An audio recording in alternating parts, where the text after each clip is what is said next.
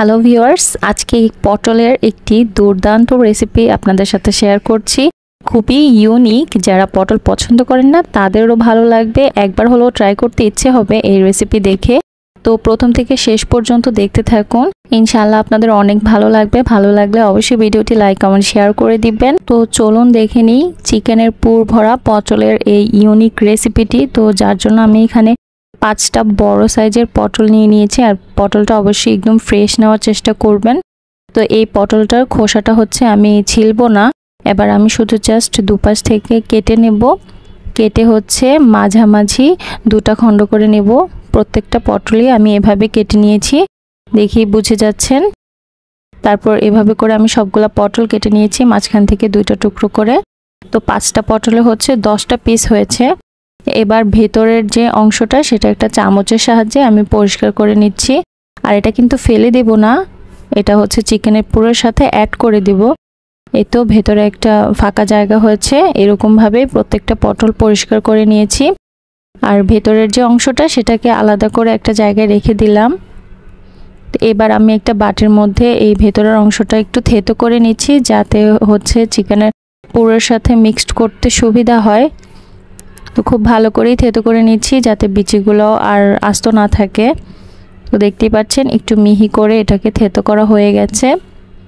এবার আমি এর মধ্যে পেঁয়াজ কাঁচামরিচ কুচি দিয়ে দিচ্ছি পরিমাণ মতো। তারপর এখানে একটা আলু আগে আমি সেদ্ধ করে রেখেছিলাম, সেটাও দিয়ে দিলাম। আর এখানে 1 পিস চিকেন আমি আবার ঠিক একইভাবে থেতো করে দিয়ে দিলাম। তারপর লবণ, হলুদ মরিচের গুঁড়া দিয়ে দিচ্ছি, আর সামান্য জিরার গুঁড়া, চাট মশলা দিয়ে দিলাম, আদা রসুন বাটা দিয়ে দিয়েছি 1 টেবিল চামচের মতো। তারপর সব উপকরণগুলো হাতের সাহায্যে মেখে নিচ্ছি ভালো করে।